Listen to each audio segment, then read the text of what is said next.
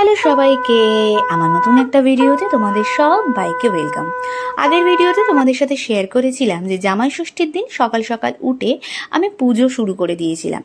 এরপর পুজো শেষের পরে আমি একটু পড়তে বসলাম। সেদিন ওয়েদারটা কিন্তু বেশ মেঘলা ছিল, খুব একটা গরম ছিল না। তবে ওই যে গরমকালে যতই মেঘ করুক না কেন, গরমটা কিন্তু বেশ আমরা অনুভব করতে পারি।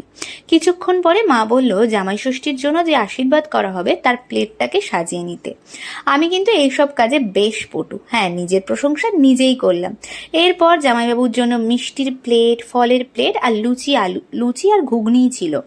পুরো প্লেটটাকে সাজিয়ে নিলাম। জামাই ষষ্ঠীতে আমাদের বাড়িতে কিন্তু বেশ কিছু নিয়ম আছে। জামাইকে এই যে 5 রকমের গোটা ফলের প্লেটটা হাতে তুলে দিতে হয়, দই চন্দনের ফোঁটা দিতে হয়, আশীর্বাদ করা, রূপোর কয়েন দিয়ে আশীর্বাদ করা, মিষ্টি মুখ করা, এই সব কিছু চলতে থাকে। উপহারও থাকে তার সাথে।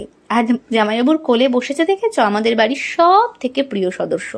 এটা নিয়ে কিন্তু 2 নাম্বার জামাই ষষ্ঠী ও দেখছে। প্রথমটা বুঝতে পেরেছিল কিনা জানি না, তবে এবারেরটা বুঝতে পেরেছে যে কিছু না কিছু বাবার সাথে একটা ঘটছে। যাই হোক, জামাই ষষ্ঠীর দিনটা পড়েছিল শনিবার। তাই যতই আমরা ভেবে রাখি না কেন এটা রান্না করব ওটা রান্না করব, সেই শনিবার বলে আমাদের নিরামিষ কিন্তু রান্না করতে হয়েছিল। তবে নিরামিষ মানেই যে খারাপ, নিরামিষ মানেই যে বেশি কিছু রান্না করা যায় না, সেরকম না। মা কিন্তু বেশ অনেক কিছুই রান্না করেছিল। যেহেতু সকালবেলায় লুচি আর তরকারি ছিল, এছাড়া 7 রকমের মিষ্টি ছিল, ফল ছিল, এগুলো খাওয়ার পরেই কিন্তু একটু ভেবেছিলাম বেলা করেই খাওয়া দাওয়া করব। মা একা হাতে পুরো রান্নাটাই করছে। 5 রকমের ভাজা, পনিরের তরকারি, ভেজ ডাল, এছাড়া দই মিষ্টি সবই ছিল। যাই হোক, তবে জামাইরা এইসব নিরামিষ খাবার দাবার জামাই ষষ্ঠীতে ভালোবাসে না। তারা তো চায় জামাই ষষ্ঠী মানেই একটু মাটন হবে, চিংড়ি হবে, পোলাও হবে। যাই হোক, সেই সবের জন্যই তো রইল সানডেটা। তো আমরা ভেবেছি সানডেতে এই প্ল্যানটা করা যাবে, সেই ভিডিওটা তোমাদের সাথে শেয়ার করব।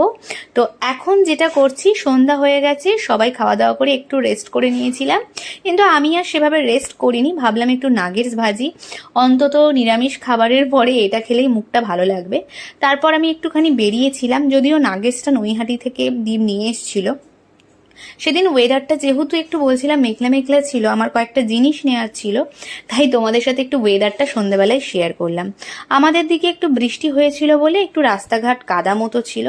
অ্যাপেলোতে গেলাম, দিদির ছেলের বেশ কিছু জিনিস নেওয়ার ছিল। তারপর তো বাড়ি চলে এলাম। বাড়িতে এসে দেখি প্রচণ্ড জোরে ঝড় বৃষ্টি শুরু হয়ে গেছে। যাই হোক, এখন আমি ওয়েদারটা এনজয়